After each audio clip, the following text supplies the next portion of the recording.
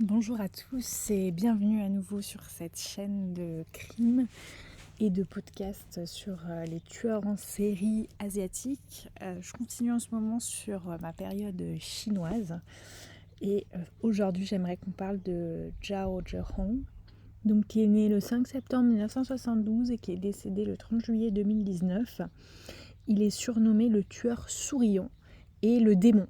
C'est un meurtrier au sourire, donc voilà. Et c'est un tueur en série chinois et qui a violé plusieurs de ses victimes.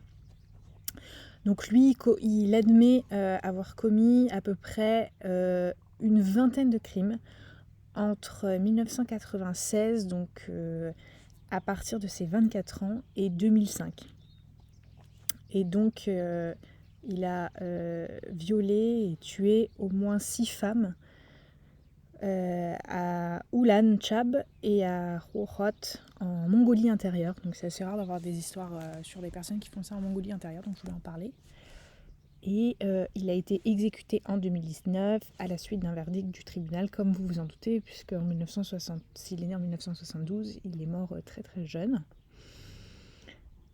Donc à savoir que donc, les meurtres qu'il a, enfin les 6 homicides et les 12 viols de femmes, c'était en Mongolie intérieure, donc c'est au nord de la Chine, et la plus jeune victime avait quand même 12 ans, ce qui est excessivement jeune.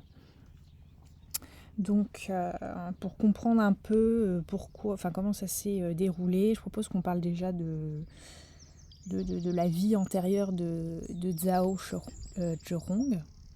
Désolée si vous entendez les oiseaux, je suis dans le jardin, profiter un petit peu du soleil. Euh, Même si on parle de choses très très sombres. Donc Zhao Zhehong, il est né le 5 septembre 1972, donc comme je vous ai dit, et c'est dans le village de Yongxing, Xiang de Liangchen. Et donc sa première victime, elle a été tuée en avril 96. C'est une femme qui était une ouvrière dans le monde du textile. Voilà. Et donc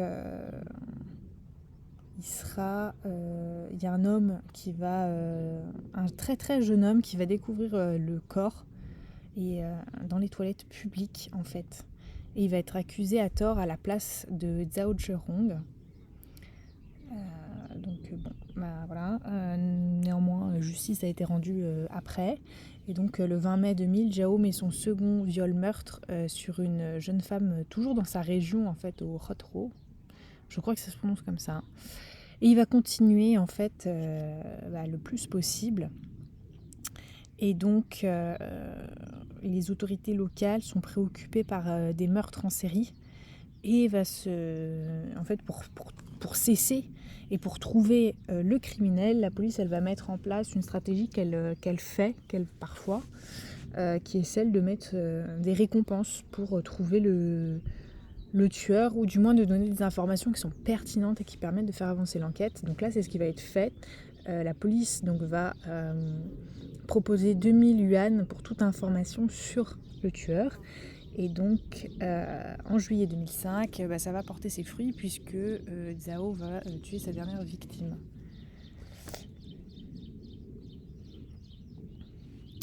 Donc en juin 2005, en fait, c'est une habitante du village de Tali.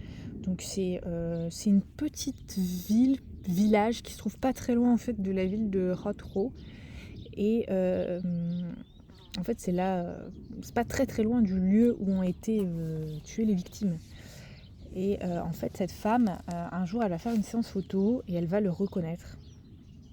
En fait elle va découvrir que c'est lui qu'on recherche et que lui il est très demandé par les autorités, parce que c'est quelqu'un qui est recherché activement par la police. Et elle va le découvrir en fait sur son lieu de travail. Et donc le 23 octobre 2005, il va être arrêté. Donc de suite, en fait, Zhao, il va tout de suite avouer ses 20 crimes, dont les 6 meurtres et les 10 viols. Sachant que quand même, il y en avait quand même 2 sur des enfants mineurs, donc bon. Et il va pas du tout chercher à se débattre ou rien, en fait. Il va tout de suite assumer ce qu'il a fait. Il va être aussi responsable de... Enfin, il avait fait donc plusieurs vols, des détournements de biens. Il a tué une dame, Madame Yang, qui en 96 aussi. Et donc, le 15 décembre 2014, le tribunal de Rotrot, acquitte Rudy à titre posthume et s'excusant publiquement auprès de ses proches en leur versant 330 000 yuan de compensation. Donc le procès de Zhao Zhirong, il commence le 5 janvier 2015 et il est tenu à huis clos. Donc là par contre, Zhao est accusé donc, de 21 victimes. Et Zhao lui-même regrette qu'un homme innocent ait été exécuté pour son crime. Donc je ne sais pas si vous vous rappelez de l'histoire un petit peu avant. Voilà. Et il s'excuse lors de ses aveux dans la salle d'audience. Mais le 9 février, le tribunal du district donc, de Honot reconnaît que l'homme, donc il avait 42 ans, il est coupable de 6 meurtres, 10 viols et d'un cas de vol qualifié. Donc on va le priver de ses droits civils. Il est condamné à mort par peloton d'exécution.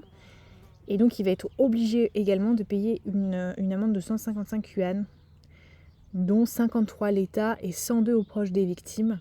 Et il va être exécuté donc le 30 juillet 2019. Et on va lui proposer, vous savez, quand on vous exécute, on vous propose de voir vos proches pour une dernière fois. Et Zhao va refuser. Voilà, donc ce qui était pour l'histoire de ce meurtrier. Et donc on le voit toujours sourire un peu en coin. Alors là sur les photos ça se voit pas forcément. Mais voilà, on le voit toujours un peu étrange quoi sur les photos. Et voilà donc l'histoire de cet homme. On n'a pas tant d'informations que ça, mais c'est intéressant de voir que c'est quand même des motifs un peu étranges qui les poussent à faire ça. Donc voilà, j'espère que vous avez aimé cette vidéo. Je vais revenir avec d'autres vidéos sur des tueurs coréens et des tueurs japonais aussi, dont un cannibale. Ça promet d'être intéressant, je dirais. Bon, en tout cas, merci beaucoup d'avoir suivi, puis je vous retrouve bientôt. Au revoir.